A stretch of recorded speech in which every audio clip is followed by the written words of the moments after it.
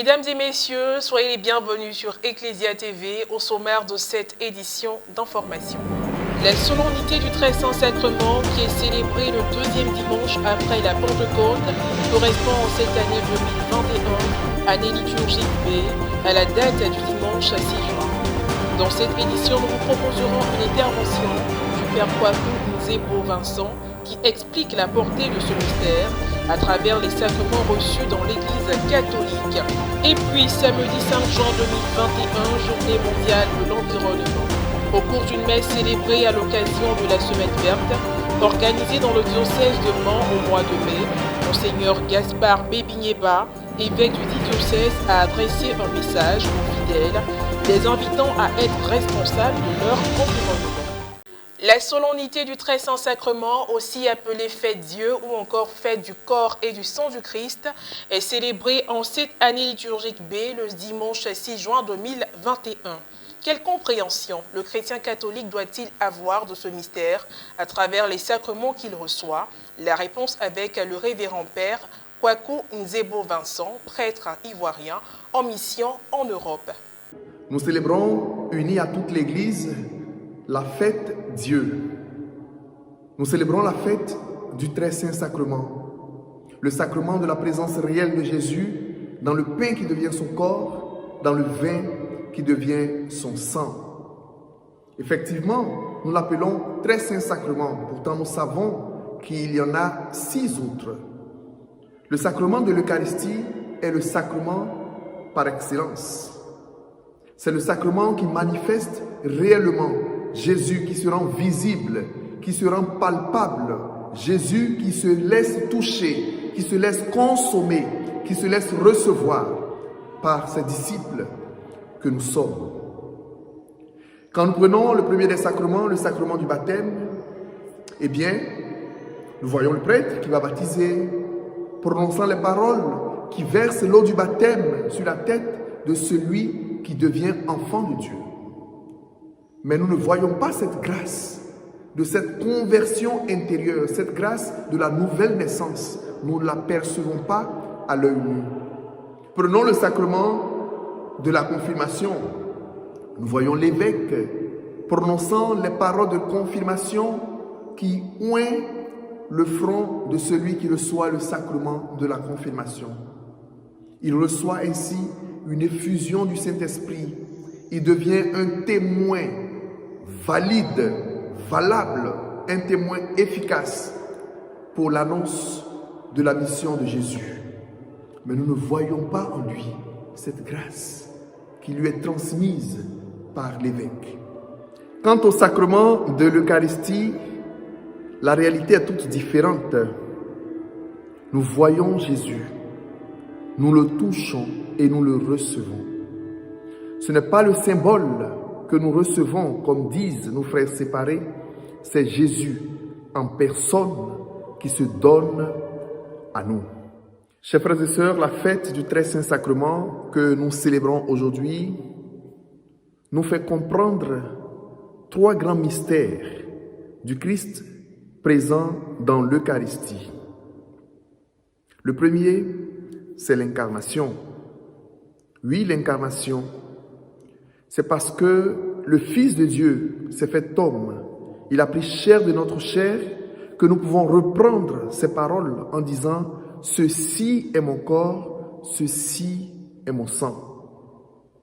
Nous ne pouvons pas dire cela de Dieu le Père, qui ne s'est pas incarné. Nous ne pouvons pas dire cela de Dieu l'Esprit Saint, qui ne s'est pas incarné. Mais si, nous pouvons le dire pour le Fils, pour le Christ, parce qu'il a pris chair de notre chair. À présent, direction la Terre Sainte. La fin du mois de mai, mois entièrement dédié à la dévotion mariale dans l'Église catholique, a été marquée par de nombreuses activités en Terre Sainte. À savoir des processions traditionnelles organisées selon différents rites dans les villes israéliennes. À Beth-Saou, près de Bethléem, des centaines de fidèles se sont rassemblés pour porter la statue de la Vierge Marie sur leurs épaules dans les rues de la ville. La procession était conduite par le père Issa Izazin, prêtre de la paroisse latine, avec la participation de tous les groupes de la paroisse, notamment les scouts, le groupe de jeunes, les légionnaires de Marie et le groupe des petits appelés bourgeons. Toutes les générations me diront bienheureuses et tous demandent son intercession. Le mois marial a davantage rapproché les chrétiens de la Vierge Marie et a réuni les membres des familles. La fin du mois marial a été marquée par l'accomplissement de vœux et de demandes d'intercession de la Vierge Marie. Information nationale. Samedi 5 juin 2021, jour marqué par la célébration de la Journée mondiale de l'environnement. Au cours d'une messe célébrée à l'occasion de la Semaine verte, organisée dans le diocèse de Mans au mois de mai, Monseigneur Gaspard Bébigneba, évêque du dit diocèse, a invité les fidèles à être responsables de leur environnement et non attendre l'action des autorités municipales. Mais on est tellement habitués à ça, nous tous, hein? Comme je disais, on est tellement habitués à ça, familier de ça. On trouve ça maintenant normal. Ou bien on va dire non, tant que le maire ne vient pas nettoyer, bon, on attend le maire. Ou le député. Hein, on les a élus, c'est leur travail. Hein? C'est toi qui vis à côté là. Lui, peut-être, même il ne voit même pas où dans ton quartier où tu as le chocolat là. Est-ce qu'il connaît là-bas même? Il ne connaît même pas là-bas. Mais tu attends le député qu'il vienne là, balayer ou enlever les saletés qui sont. Alors que dans le quartier, vous pouvez bien vous organiser. Les jeunes, il y a beaucoup de jeunes pour enlever les saletés, pour que le coin soit propre. Il a également annoncé que le mois de septembre 2021 sera dédié à l'écologie dans son diocèse. Une période au cours de laquelle il y aura réflexion sur les questions liées à l'environnement. Dans mon diocèse de Mans, à partir de les mois qui viennent, le mois de septembre sera le mois de la pastorale, de l'écologie et de l'environnement dans le diocèse de Mans. Là, c'est concret. Pour éduquer nos élèves, nous-mêmes, les parents, tous les jeunes, à rendre les paroisses propres, les rues qui sont là. C'est notre responsabilité. Voilà, tout le monde, on est responsable de la ville de Mans, nous qui sommes là. Pour cela, tous sont engagés au niveau du vicariat, dans les écoles et dans les paroisses, à rendre l'environnement sain comme lieu de solidarité et de fraternité. Et puis pour terminer, région du Gontoubo. Au mois de mai 2021, tous les jeunes et les enfants du diocèse de Bandoukou se sont donné rendez-vous autour du Père évêque, Monseigneur Bruno Essoyedo, à l'occasion des journées diocésaines de la jeunesse et de l'enfance organisées à Transua dans la région. Ce, à l'initiative de la commission diocésaine de la jeunesse en collaboration avec la commission enfance.